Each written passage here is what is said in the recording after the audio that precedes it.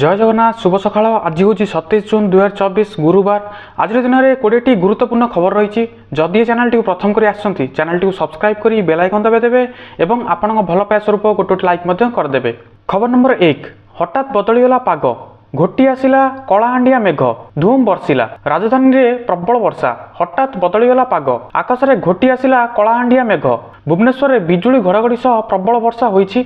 आसंता 3 घंटा बिजुली घड़घड़ी सह वर्षा नहीं भुवनेश्वर सहर समेत पुरी, नयागढ़, खोर्धा जिला को येलो अलर्ट जारी करिछि पाणीपाग विभाग। किछि स्थान में हालुकारु मध्यम धरणर वर्षा संभावना रही। खबर नंबर 2, वज्रपात मृतकों परिवार को सहायता राशि घोषणा कले मुख्यमंत्री। वर्षारू बर्तिया गछ तले छिड़ा होइथिबा बेले वज्रपात होइछि। एथिरे 3 जनकर मृत्यु होइथिबा बेले अन्य 2 जन गुरुतर अछंती। बरगढ़ जिला ब्रह्मपुर ब्लॉक खलियापाली पंचायत दुआनडीही गाँव में गतकाली अपराह्न यही अभावनीय घटना घटी। वर्तमान यही घटना रे मुख्यमंत्री मोहन चरण माझी गभीर दुख प्रकाश करिसेंती। शोक संतप्त परिवार वर्ग को गभीर समवेदना जणाइबा सहित मृत व्यक्ति मानक निकट में आत्मीय निमंते 4 लाख टंका लेखाए अनुकंप मूलक सहायता घोषणा करिसेंती मुख्यमंत्री। खबर नंबर 3, केजरीवाल को सीबीआई गिरफ उपरे सुनीता प्रतिक्रिया। दिल्ली मद नीति दुर्नीति मामला रे गतकाली सीबीआई केजरीवाल को विधिवत भावे गिरफ करिछि। कारोबार नीति दुर्नीति रे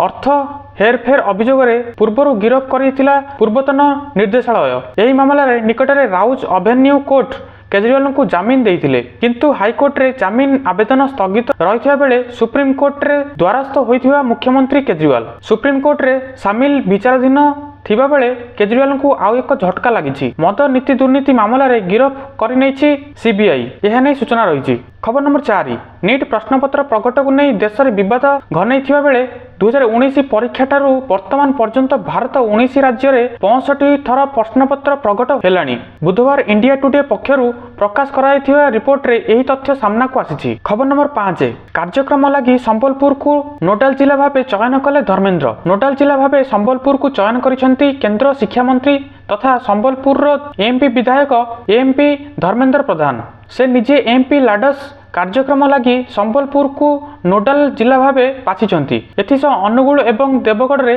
बहु उन्नयन मूलक कार्यक्रम हेब सह विकास मूलक कार्य त्वरान्वित हेब बोली से ट्वीट करी सूचना दैछंती। खबर नंबर 6, किए हेब परवर्ती मुख्य शासन सचिव। राज्य में वर्तमान मुख्य शासन सचिव प्रदीप जेना कार्यकाल सरिबाकु जाउछि। वरिष्ठ आईएएस अधिकारी प्रदीप जेना दक्षतार सह कार्यभार तुलाई प्रशंसा पाइछंती। हेले तांको परे किए मुख्य शासन सचिव हेबे से नहीं चर्चा आरंभ हो जाइछि। केंद्रीय डेपुटेशन रे जाउथिबा 1990 मसीहा बैच रे आईएएस अधिकारी मनोज आहूजा को राज्य सरकार डेपुटेशन रु फेराई आनिबा को केंद्र को अपील करिथिबा बेले केंद्र यह को मंजूरी देइछि, जाहाकु नै से परवर्ती मुख्य शासन सचिव होई पारंती बोली आलोचना होइछि। खबर नंबर 7, पुंजी निवेश प्रस्ताव क्षेत्र में ओडिशा श्रेष्ठ स्थान रे। सोशल मीडिया रे फोटो शेयर करी एमिति कहले पांडियान। सारा देश में अग्रणी राज्य मानक मध्य पुंजी निवेश प्रस्ताव 2023 क्षेत्र में ओडिशा श्रेष्ठ स्थान रे हासिल करिछि।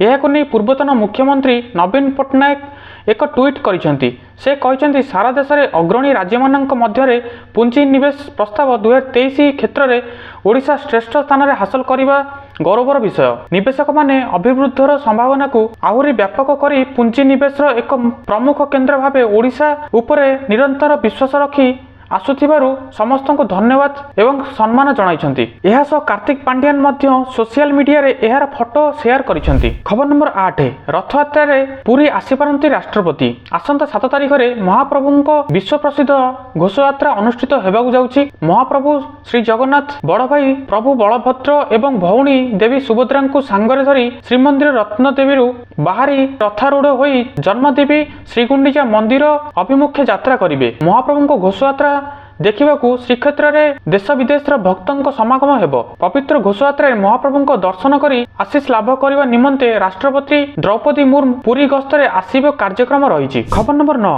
गायना रे 88% वर्षा आशंका।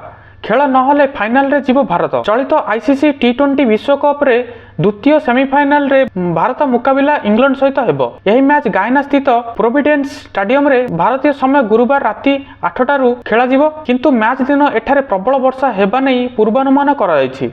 गुरुवार सकाळे गाइनारे 88% वर्षा हेबा आशंका रही। एपरिक प्रबल घड़घड़ी मारिबा संभावना 18% अच्छी। स्थानीय समय दिन 10:30 मैच आरंभ हेबो, तेणु द्वितीय सेमिफाइनाल सुरुखुरे आयोजन हेबा नहीं आशंका देखा जाइछि। खबर नंबर 10, गतकालिठू लागू है नुआ नियम। नकली सिम किणिले गणिबे 50 लाख टंका जरिमाना। गतकाली अर्थात 26 जून रे नुआ टेलीकम्युनिकेशन कानून 2023 समग्र देश में लागू होइछि। एबे एथिरे बड़ परिवर्तन देखा मिली। एबे भारतीय माने अति बेसी रे जीवन काल मध्य मात्र 9टी सिम नहीं पारिबे। एथिसह नकली सिम नेले 3 वर्ष जेल दंड सह 50 लाख टंका पर्यंत जरिमाना गणिबे। एही नुआ नियम सरकारक राष्ट्रीय सुरक्षा कारणरू समस्त टेलीकॉम सर्विस तथा नेटवर्क्स को हटाइबा एवं मैनेजमेंट को सस्पेंड करिवार अनुमति रही। खबर नंबर 11, एका संगे 3 बड़ रेकर्ड हासिल कले बाचस्पति ओम बिरला।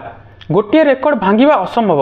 लोकसभार नूतन बाचस्पति भाव में ओम बिरला पुणी निर्वाचित होइछन्ति। यह पूर्वर गृहर प्रतिक्रिया आरंभ हेबा मात्रे प्रधानमंत्री मोदी लोकसभार बाचस्पति पद पई ओम बिरला नाम प्रस्ताव देइथिले, जहाकू राजनाथ सिंह एवं ललन सिंह समर्थन देइथिले। एहा परे ओम बिरला वॉइस वोट द्वारा बाचस्पति भाव में निर्वाचित होइथिले। एहा सह नूतन लोकसभा बाचस्पति ओम बिरला नाम रे 3टी नूतन रेकर्ड करा जाइछि। खबर नंबर 12, 10 वर्ष पर बदलिला कांग्रेस भाग्य। क्रमागत द्वितीय थर पई ओम बिरला बुधवार लोकसभा बाचस्पति भाव में निर्वाचित होइछन्ति। एहा परे लोकसभा बाचस्पति ओम बिरला राहुल गांधी को 10 वर्ष पर विरोधी दलर नेता भाव में स्वीकृति दैछन्ति। कांग्रेस एमपी राहुल गांधी विरोधी दलर नेता होइथिले। दलर साधारण संपादक केसी वेणुगोपाल तांको नाम घोषणा करथिले। राहुल गांधी को लोकसभा रे विरोधी दलर नेता भाव नियुक्ति करने निष्पत्ति नुआ दिल्ली रे कांग्रेस सभापति मल्लिकार्जुन खड़गे बासभवन रे इंडिया मेंटर नेता बैठक निया जाइछि।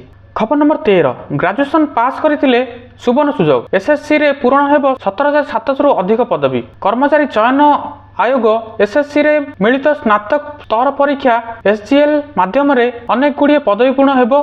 एने विज्ञप्ति प्रकाश पाइछि। एने आवेदन प्रक्रिया मध्य सोमवार ठारू आरंभ हो जाइछि। आपण एहार सुजोग नै पारिबे। एही माध्यम रे केंद्र सरकारक मंत्रालय विभाग एवं कार्यालय रे ग्रुप बी एवं सी पदवी पूर्ण हेबो। एने ऑनलाइन माध्यम रे आवेदन करिବାକୁ पड़िबो। एने उभय महिला और पुरुष आवेदन करि पारिबे। ग्रेजुएशन पास करिथिबा प्रार्थी माने एहार सुजोग नै पारिबे। एहा माध्यम रे मोट 17,727 पदवी पूर्ण हेबो। योग्य आग्रही प्रार्थी माने एसएससी रे ऑफिशियल वेबसाइट ssc.gov.in को जाई आवेदन करि पारिबे। खबर नंबर 14, बीएलई रे चाकरी करिवार सुवर्ण सुजोग। चयन हेले दरमा 90,000। भारत इलेक्ट्रोनिक्स लिमिटेड रे चाकरी करिवार सुवर्ण सुजोग। स्थायी भित्ति रे एही नियुक्ति करा जिवो। एने विज्ञप्ति मध्य प्रकाश पाइछि। आपण जदि एठी चाकरी करिवाकू आग्रह तेबे विस्तृत भावे जानिबा पई देखंतु। एही नियुक्ति माध्यम रे engineering assistant training technician C एवं जूनियर असिस्टेंट पदवी पूर्ण हेबो। एने ऑनलाइन माध्यम रे आवेदन करिवाकू पड़िबो। एने उभय पुरुष और महिला आवेदन करि पारिबे। कंपनी रो हैदराबाद यूनिट रे electronics welfare naval mission BSU रे स्थायी भित्ति रे एही नियुक्ति करा जिवो। योग्य आग्रही प्रार्थी माने बीएलएफ रो ऑफिशियल वेबसाइट ble-india.in को जाई आवेदन करि पारिबे। खबर नंबर 15, ओडिशा आउ मिलिबनी मद। मंत्री देले बड़ बयान। ओडिशा हेबो मदमुक्त। राज्य को मदमुक्त करबाकू सरकार अंटा भिड़िछन्ति। एने सामाजिक सुरक्षा और भिन्नक्षम सशक्तिकरण मंत्री नित्यानंद गंड बयान दैछन्ति। सरकारी स्तर रे अनेक राज्य रे मद बंद होइछि। ओडिशा सरकार मध्य बंद करबाकू चेष्टा करिवे बोली से कहिछन्ति। तेबे ओडिशा को मद और निशा मुक्त करबाकू भाजपा सरकार योजना करुछन्ति। अबकारी समेत विभिन्न विभाग सह आलोचना हेबो। आलोचना होई कार्यक्रम रे पदक्षेप निया जिवो। सुस्थ समाज गठन पई यह बेस आवश्यक बोली मंत्री कहिछन्ति। खबर नंबर 16, पृथ्वी उपरे माड़ी आसुछि विपद। नासा देला चेतावनी। ग्रीन हाउस गैस पृथ्वी रे कौन खराब प्रभाव पकाए अमेरिकार स्पेस एजेंसी नासा द्वारा विजुअलाइजेशन माध्यम रे दर्शा जाइछि। नासा एही विजुअलाइजेशन को सोशल मीडिया रे शेयर करिछि। नासा लिखिछि जे मानव कार्यकलाप द्वारा उत्पादित गैस समुद्र रे परिवर्तन आणुछि। एही परिवर्तन गुड़िक पृथ्वी उपरे जीवन पई विपज्जनक प्रमाणित होउछि। एहा नै सूचना रहिछि। खबर नंबर 17, मिलिबो मागणा साइकेल। जानंतु हिताधिकारी को योग्यता। विभिन्न समय रे जनसाधारण पई अनेक योजना कार्यकारी करूछन्ति। एही सब योजना रे अनेक सुविधा पाउछन्ति लोके। एभली एक योजना एबे सरकार मागणा साइकेल जोगाई देउछन्ति। एही योजना रे सरकार साइकेल किंबा साइकेल बाबद को 3,000 टंका जोगाई देउछन्ति। एही योजना रे लाभ उठाइबाकू चाहुथिबा व्यक्ति विशेष ऑनलाइन रे आवेदन करि पारिबे। एही योजना रे घोषणा परे श्रमिकों को ଆଉ ଅଧିକ ଚାଲିବାକୁ ପଡ଼ିବ ନାହିଁ। ଏହା ଛଡ଼ା ସେମାନେ ସମୟରେ ନିଜ କାର୍ଯ୍ୟସ୍ଥଳୀ ନିକଟରେ ପହଞ୍ଚି ପାରିବେ। ଏହି ଯୋଜନାରେ ସାମିଲ ହେବାକୁ ହିତାଧିକାରୀଙ୍କ ବୟସ ସୀମା 18 ବର୍ଷରୁ ଅଧିକ ହୋଇଥିବା ଆବଶ୍ୟକ। ଏହା ଛଡ଼ା ଆବେଦନକାରୀ ଶ୍ରମିକ ଶ୍ରେଣୀର ହୋଇଥିବା ଆବଶ୍ୟକ। ଏହି ଯୋଜନାରେ ସାମିଲ ହେବାକୁ ସର୍ବପ୍ରଥମେ କେନ୍ଦ୍ର ସରକାରଙ୍କ ସରକାରୀ ୱେବସାଇଟ୍ ଭିଜିଟ୍ କରିବାକୁ ହେବ। ଏଠାରେ ଫ୍ରି ସାଇକେଲ ଯୋଜନା ଉପରେ କ୍ଲିକ୍ କରନ୍ତୁ। ଏହାପରେ ଆବଶ୍ୟକ କରୁଥିବା ସମସ୍ତ ଦସ୍ତାବିଜ ଦାଖଲ କରନ୍ତୁ। ଏହାପରେ ପୂରଣ ହୋଇଥିବା ଫର୍ମକୁ ନିକଟସ୍ଥ ବିଭାଗୀୟ ସରକାରୀ ଅଫିସରେ ଦାଖଲ କରିବାକୁ ହେବ। ଖବର ନମ୍ବର 18, ରାମ ମନ୍ଦିର ଛାତରୁ ପାଣି ଲିକ୍ ଘଟଣାରେ ସ୍ପଷ୍ଟୀକରଣ ଦେଲା ମନ୍ଦିର ଟ୍ରଷ୍ଟ। ଅଯୋଧ୍ୟା ରାମ ମନ୍ଦିର ପାଣି ଲିକ୍ ଖବର ପରେ ବୁଧବାର ଟ୍ରଷ୍ଟ ପକ୍ଷରୁ ସ୍ପଷ୍ଟୀକରଣ ଦିଆଯାଇଛି। ଶ୍ରୀରାମ ଜନ୍ମଭୂମି ତୀର୍ଥକ୍ଷେତ୍ର ଟ୍ରଷ୍ଟ ପକ୍ଷରୁ ସୋସିଆଲ ମିଡିଆ ଏକ୍ସରେ ସ୍ପଷ୍ଟୀକରଣ ଦିଆଯାଇଛି। ରାମ ମନ୍ଦିର ଗର୍ଭଗୃହରେ ଟୋପାଏ ବି ପାଣି ପଡ଼ିବନି ବୋଲି କହିଥିଲା ଟ୍ରଷ୍ଟ। ଏନେଇ ଏକ୍ସରେ ଏକ ପୋଷ୍ଟ କରି ସୂଚନା ଦେଇଛି ଟ୍ରଷ୍ଟ। ଖବର ନମ୍ବର 19, ରାଜ୍ୟରେ ମତ୍ସ୍ୟ ମିଶନ ଓ ହିତାଧିକାରୀ ମିଶନକୁ ସଶକ୍ତ କରାଯିବ।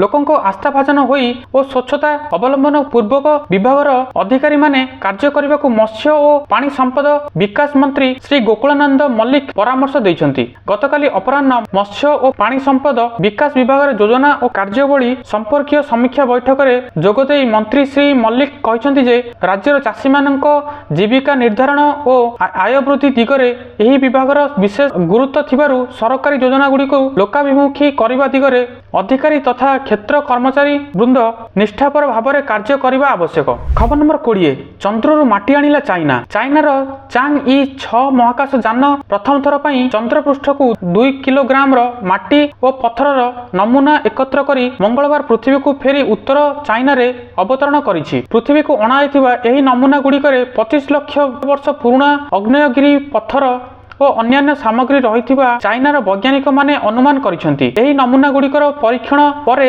ଚନ୍ଦ୍ରର ଉଭୟ ମେରୁ ମଧ୍ୟରେ ରହିଥିବା ଭୌଗୋଳିକ ପାର୍ଥକ୍ୟ ନେଇ ଜଣାପଡ଼ିବ ବୋଲି ବୈଜ୍ଞାନିକମାନେ କହିଛନ୍ତି। ଗତ ମେ 3ରେ ଚାଇନାରେ ହେନାନଠାରୁ ଏହି ଚାଙ୍ଗ-ଇ-6 ମିଶନ ଲଞ୍ଚ କରାଯାଇଥିଲା। ତ ଦର୍ଶକ ବନ୍ଧୁ, ଏହି ଥିଲା କୋଡେଟ୍ ନ୍ୟୁଜ୍। ତ ଏଇଭଳି ପ୍ରତ୍ୟେକ ଦିନ ନ୍ୟୁଜ୍ ଦେଖିବା ପାଇଁ ଚ୍ୟାନେଲଟିକୁ ନିହାତି ଭାବରେ ସବସ୍କ୍ରାଇବ କରିଦିଅନ୍ତୁ ଏବଂ କମେଣ୍ଟରେ ଯାଇ ଲେଖିଦିଅନ୍ତୁ ଜୟ ଜଗନ୍ନାଥ, ଜୟ ହିନ୍ଦ, ଜୟ ଭାରତ।